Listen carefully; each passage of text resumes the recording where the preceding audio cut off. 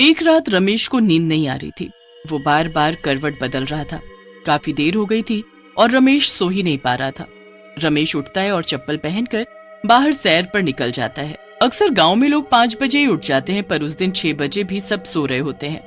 रमेश को ये बात अजीब तो बहुत लगती है और वो इधर उधर देख भी रहा होता है कि शायद उसे कोई दिख जाए, पर उसे कोई भी दिखाई नहीं देता। दूर दूर तक कोहरा जमा होता है। रमेश उस कोहरे में चला जाता है और कुछ देर बाद उसे एक घूंघट वाली औरत दिखती है। ये इस वक्त दुल्हन, वो भी अकेली? जरा चल कर पूछता हूँ कि क्या चक्कर है। रमेश उस दुल्हन के पास जाता है। उसने लंबा सा घूंघट किया होता है। रमेश उसके हाथों की तरफ देखता है। उसके हाथ बेहद ही खूबसूरत होते हैं और चूड़ियों में तो वो और भी ज्यादा खूबसूरत लग रहे होते हैं। रमेश तो उनको देखता ही रह जाता है। उसके बाद वो उससे धीरे से पूछता है, कौन हो आप और यहाँ ऐसे अकेले? मेरा नाम माया है। मैं इस गांव की नहीं हूँ, पास वाले गांव से हूँ। यहाँ मेरी मौसी रहती है, तो बस मैं तो उससे मिलने आई थी। पर इतनी सुबह? सुबह नहीं, अभी तो रात के 2:30 बजे हैं। क्या? पर मैंने तो घड़ी में टाइम देखा था। लगता है घड़ी रुक गई थी। तभी मैं सोचूं कि कोई गांव में अभी तक उठा क्यों नहीं। खैर, तुम इतनी रात को अकेली क्यों घूम रही हो? नहीं नहीं, मैं खुद चली जाऊंगी। तुम्हें तकलीफ उठाने की जरूरत नहीं है। अच्छा ठीक है, पर क्या तुम इस घूंघट को उठा नहीं सकती? मतलब ऐसे ही, वो मुझे लगा मैं इतनी देर से तुमसे बात कर रहा हूँ और तुमको देखा भी नहीं। क्या सच में तुम मेरी शक्ल देखना चाहते हो? ठीक है, फिर ये देखो। माया इतना कहते ही अपना घूंघट ऊपर कर देती है और रमेश उसकी शक्ल देखकर दूर पीछे जाकर गिरता है। उसके सामने कोई खूबसूरत औरत नहीं बल्कि एक भयानक शक्ल वाली चुड़ैल खड़ी होती है। रमेश की तो डर के मारे आवाज ही नहीं निकल रही होती। वो इतना घबरा जाता है कि अपनी जगह से उठ भी नहीं पाता। क्या हुआ? तुम तो मेरी शक्ल देखना चाहते थे ना, तो फिर अब डर क्यों रहे हो? मेरे पास आओ, आओ मेरे पास, फिर तुम्हें मुझसे बिल्कुल डर नहीं लगेगा। नहीं नहीं, मुझे जाने दो, मुझे जाने दो। जो एक बार मेरी शक्ल देख लेता है फिर हमेशा के लिए मेरा हो जाता है। अब तुम कहीं नहीं जा सकते, अब तुम मेरे हो, सिर्फ मेरे। चुड़ैल अपने हाथों से इशारा करते हुए उसे पास बुलाती रहती है। रमेश चुड़ैल की तरफ देखता ही रहता है और धीरे धीरे उसका दिमाग उस चुड़ैल के वश में हो जाता है। चुड़ैल बड़ी खुश होती है और जोर जोर से हंसने लगती है। अब आएगा मजा। वो चुड़ैल वापस अपना घूंघट करती है और तुरंत वहाँ से गायब हो जाती है। रमेश को कुछ होश नहीं होता। वो अपने घर जाकर बस सो जाता है। अब अगली सुबह रमेश की माँ उसे उठाती है। उठ बेटा, आज हमें लड़की देखने जाना है। रमेश उठकर नहा धोकर तैयार हो जाता है। उसके बाद वो लड़की के घर जाते हैं। लड़की सबको बड़ी पसंद होती है, पर रमेश उसकी तरफ देख भी नहीं रहा होता। रमेश की माँ उसे कोहनी मार कर लड़की की तरफ देखने का इशारा करती है। अरे लड़की को तो देख, फिर हम तेरा रिश्ता इससे पक्का करें। रमेश का दिमाग अभी भी चुड़ैल के वश में होता है। वो जैसे ही उस लड़की को देखता है उसका गला पकड़ लेता है। सब लोग ये देखकर हैरान हो जाते हैं और उस लड़की को रमेश के हाथों से जैसे तैसे छुड़ाते हैं। ये क्या हरकत की है तूने? मैं सारी लड़कियों को मार डालूंगा। जो भी मेरे सामने आएगी सबको मार डालूंगा। मुझे माया से प्यार है, बस माया से। मुझे माया चाहिए, माया माया माया। ये सब कहते हुए रमेश वहाँ से उठकर चला जाता है।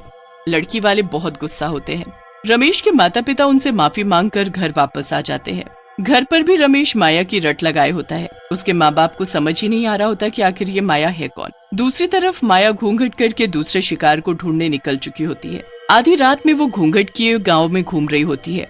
फिर उसे बस स्टॉप पर एक लड़का बस से उतरता दिखता है। चुड़ैल उसे देखकर मुस्कुराने लगती है और फिर उसका पीछा करती है। ऐसा क्यों लग रहा है कि कोई तो है मेरे पीछे? मोहित एकदम मुड़ता है तो उसके पीछे वही घूंघट किए चुड़ैल चल रही होती है। मोहित पहले तो घबरा जाता है, पर फिर वो उससे पूछता है कि वो यहाँ क्या कर रही है। चुड़ैल उसे भी एक झूठी कहानी सुनाकर अपनी बातों में फंसा लेती है।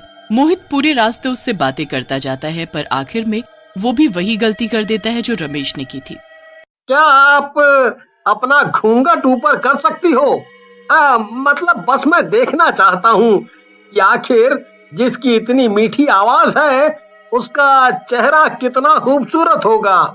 ऐसी बात है तो मैं अभी तुम्हारी ये इच्छा पूरी करती हूँ। मोहित के इतना कहते ही चुड़ैल अपना घूंघट ऊपर करती है और मोहित वहीं जमीन पर गिर जाता है। मोहित अपने आप को उठाकर वहां से भागने लगता है कि चुड़ैल उसे एक हाथ से ऊपर उठा देती है। जो एक बार मेरा घूंघट उठवा देता है वो मेरा हो जाता है। अब तू मेरा है, मेरा। देख मेरी आंखों में, देख। मोहित चुड़ैल की आंखों में देखता है तो उसे कुछ होने लगता है। वो भी चुड़ैल के वश में हो जाता है। चुड़ैल उसे ऐसे ही वापस जमीन में पटक देती है। उसके बाद वो जोर जोर से हंसती है और अपना घूंघट करके चल देती है। मोहित अपने होश में नहीं होता और उठकर सीधा अपने घर की ओर चल देता है। ये सब कुछ दूर खड़ी शीतल देख रही होती है। शीतल मोहित की पड़ोसन होती है जो देर रात किसी जागरण से वापस आ रही होती है। ये सब मैं क्या देख रही हूँ? हमारे गांव में चुड़ैल है, वो भी घूंघट वाली चुड़ैल। मुझे इसके बारे में कल ही गांव वालों को बताना होगा। अगले ही दिन शीतल बहुत बीमार पड़ जाती है और उसे कुछ होश ही नहीं होता। शीतल जितने दिनों में ठीक होती है उतने दिनों में वो चुड़ैल जाने कितने लोगों को अपने काबू में कर चुकी होती है। जिस दिन शीतल को होश आता है वो जल्दी से उठकर बाहर जाती है। सामने का नजारा देख उसके होश उड़ जाते हैं। कुछ लड़के और आदमी औरतों का गला दबा रहे होते हैं। ये सब क्या हो रहा है? मुझे सबको बचाना होगा। अरे बेटी, कहाँ मौत के मुंह में जा रही है? पर ये सब हो क्या रहा है हमारे गांव में? पता नहीं हमारे गांव के मर्दों को क्या हो गया है। वो बस किसी भी औरत को देखते हैं तो गुस्से में आकर उसकी जान लेने पर उतारू हो जाते हैं। यहाँ तक कि मेरे बेटे ने कुछ दिन पहले एक लड़की जिसे हम शादी के लिए देखने गए थे उस पर ही हमला कर दिया। उसके बाद वो मोहित है ना, उसने गांव की एक लड़की का गला दबा दिया। वो तो अच्छा हुआ उसकी माँ सही वक्त पर आ गई और उसे बचा लिया। बहन बेटी को छोड़ ये मर्द किसी भी औरत को मारने पर उतारू हैं। मुझे पता है ये लोग ऐसा क्यों कर रहे हैं। ये सब वो घूंघट वाली चुड़ैल का काम है। मैंने देखा था उस रात खुद अपनी आंखों से। उसने मेरे सामने घूंघट ऊपर किया और उसकी चुड़ैल शक्ल मैं अभी तक नहीं भूल पाई।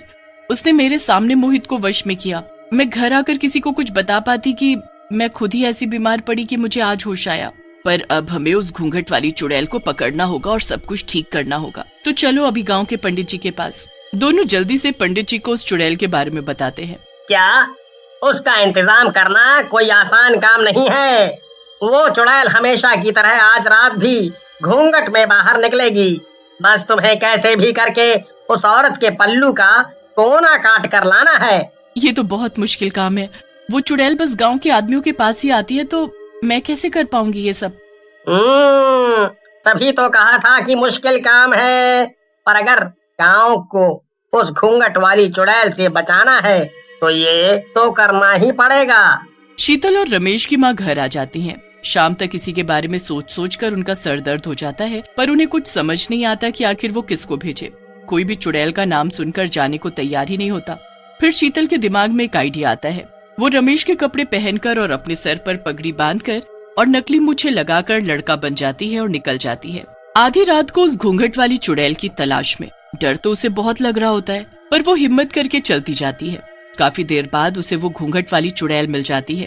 वो शीतल के पास आकर उससे बातें करने लगती है। मेरा नाम हरिया है। मेरे पेट में दर्द हो रहा था तो बस मैं टहलने निकला था। अच्छा, तो मैं कुछ मदद करूं? नहीं नहीं नहीं, अब तो ठीक है। चुड़ैल काफी देर तक शीतल को हरिया समझ उससे बातें करती रहती है। शीतल की नजर चुड़ैल के पल्लू पर होती है जिसे उसको काटना होता है, पर उसे समझ ही नहीं आ रहा होता कि वो ये काम कैसे करे। तुम पहले ऐसे आदमी हो जिसने अभी तक मेरी शक्ल देखने को नहीं बोला। शक्ल में क्या रखा है? मुझे तुम्हारी शक्ल देखने में कोई दिलचस्पी नहीं है। शीतल बहुत डर जाती है। चुड़ैल उसे अपनी शक्ल दिखा दे उससे पहले वो अपना पैर अड़ाकर उसे गिरा देती है। आह, ये क्या किया तुमने? मुझे गिरा दिया। चुड़ैल का घूंघट उसके चेहरे से हट जाता है, पर उससे पहले शीतल उसका पल्लू का टुकड़ा काट चुकी होती है। शीतल जल्दी से वहां से भागती है। तभी उसकी पगड़ी गिर जाती है और उसके बाल खुल जाते हैं। मतलब तू लड़का नहीं लड़की है? तूने मुझे पागल बनाया। तेरी ये हिम्मत, मैं तुझे जिंदा नहीं छोड़ूंगी। तू मेरा कुछ नहीं बिगाड़ सकती। तेरा पल्लू का ये टुकड़ा मेरे पास है। अब तू मेरी कैद में है हमेशा हमेशा के लिए। नहीं नहीं नहीं, ऐसा नहीं हो सकता। ऐसा ही है। अब तेरा ये गंदा जादू खत्म। शीतल उस टुकड़े को ले जाकर पंडित जी को दे देती है, जिससे वो गांव के सभी आदमियों को ठीक करता है और फिर उस टुकड़े को एक मटके में बंद करके जमीन में गाड़ देता है। उसके बाद वो चुड़ैल कभी किसी को नहीं दिखती।